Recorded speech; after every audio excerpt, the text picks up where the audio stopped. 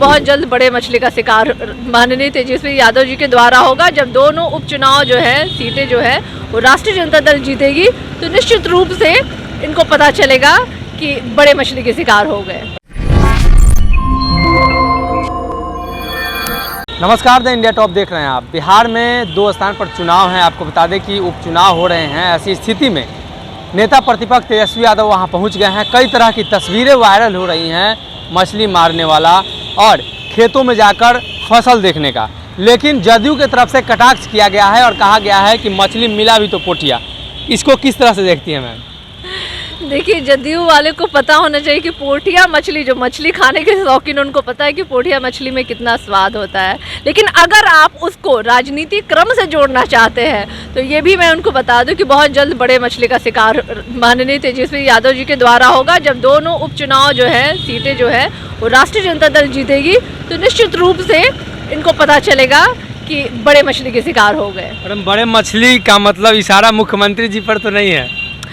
नहीं, देखिए, इस तरह के प्रश्न तो राष्ट्रीय जनता दल की तरफ से हो ही नहीं रहा है। लेकिन अगर ये कयास लगा रहे हैं तो इनके कयासों का जवाब यही है कि दोनों उपचुनाव की सीट जीतने के बाद इन्हें भी पता है कि इनकी सत्ता जो है वो जाने वाली है, इनके पैरों के नीचे से ज़मीन खसकने वाली है और यही कारण है। तो अगर वो छोटी मछली का शिकार की बात कर रहे हैं तो उनको मैं बता दूं, ये दोनों सीट जीतने के बाद हम बड़ी मछली का शिकार करेंगे। निश्चित रूप से सरकार बदलेगी। नेता प्रतिपक्ष ने एक ट्वीट किया है कि मछुआरे समाज से, मल्लाह समाज से माफ़ी मांगनी चाहिए राष्ट्रीय अध्यक्ष ललन सिंह को। उस पर टिप्पणी करी है। तो उसके बाद जदयू की तरफ से जवाब आया है कि सन ऑफ मल्लाह हमारे ही पार्टी में है और राजद ने उनके पीठ में खंजर घोंपा था, ऐसा उन्होंने कहा था। अभी कौन सा सम्मानजनक उनकी स्थिति हो गई है? हमारे साथ जब सन ऑफ मल्लाह थे तो वो बड़ी बड़ी बातें कहा, उप मुख्यमंत्री का पद मांग रहे थे, इसके अलावा अनगिनत सीटें भी मांग रहे थे। क्या हशर हुआ देख लीजिए। वो उपेंद्र कुशवाहा रहे हों, चाहे मुकेश सहनी रहे हों, जनता दल यूनाइटेड में जा कर के उनका क्या हाल हो गया? एकदम नीचे स्तर पे चले गए वो। अब तो उनकी स्थिति ये है कि अनुकंपा, अब वो कौन सा कूपन, रिचार्ज कूपन पे वो चल रहे हैं। कब उनका ख़त्म होगा पता भी नहीं चल पाएगा उनका। तो ऐसे बकवास बातें करने वाले लोग अपनी सत्ता को चला ले बेहतर से। बिहार के विकास की बात तो कर नहीं सकते हैं ये लोग, तो ऐसी उलझुल बातें करके टाइम पास कर रहे हैं ये लोग। और क्या करेंगे ये लोग? महागठबंधन के आपके सहयोगी दल कांग्रेस चुनाव लड़ रही है। आपको परेशानी होगी क्या कांग्रेस से? आपकी वोट बैंक में सेंधमारी कांग्रेस कर पाएगी क्या?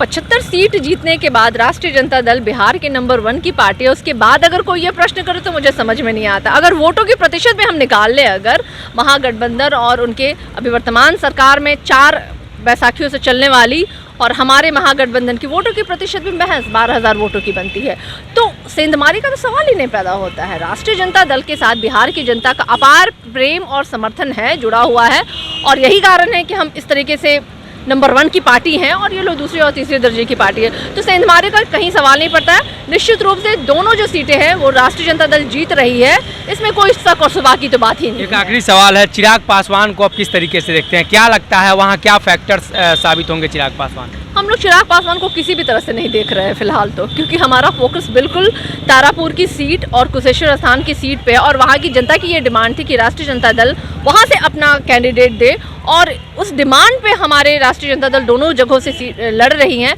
और जब जनता ही चाह रही है कि हम जीते तो फिर कौन रोक लेगा? तो हमें तो कोई जरूरत ही नहीं कि किसी को हम किसी भी नज़र से देखें। तो हमारे साथ ही सारिका पासवान, जिन्होंने सीधे तौर पर कहा कि ये 2 चुनाव हो रहे हैं 2 सीटों पर, ये निश्चित रूप से राष्ट्रीय जनता दल जीत रही है। बहुत बहुत धन्यवाद।